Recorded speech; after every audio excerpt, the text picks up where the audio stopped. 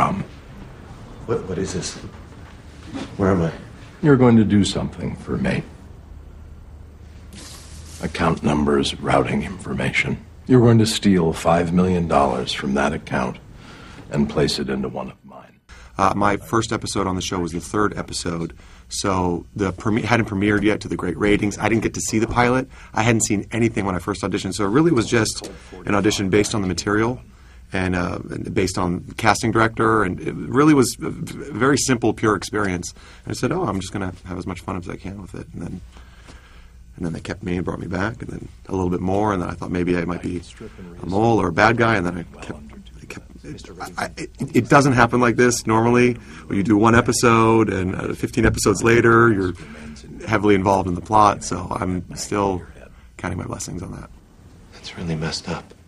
Number one, James Spader. He's a master actor, national treasure, so I want to tune in. Everyone wants to tune in and see what he's going to do.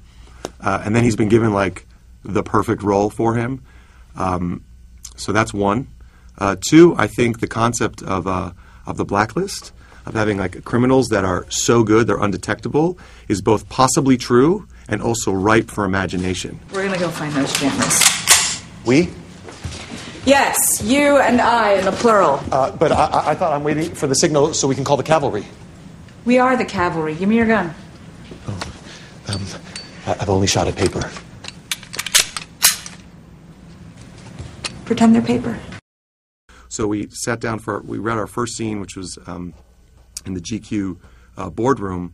My character is one of her GQ colleagues, and she gets a job this season working for GQ magazine. And we were all sitting there, and they run through the scene. We read through the scene, and then the writers are like, okay, let's lose this, let's add this. As soon as they hear all the actors in the room, they want to make a few passes at it. And then I saw one of the writers who's, was maybe in his early 40s, late 30s, early 40s, and Lena's in her mid-20s, come over. He's like, okay, Lena, I think maybe let's lose this, do this. She's like, okay, that's a great idea.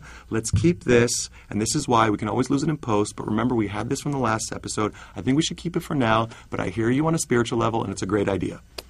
I mean, effortlessly. And then goes and does, 10 monologues in the scene. And, of course, sets everyone else up to be funny and insightful. And it was like, I love this person.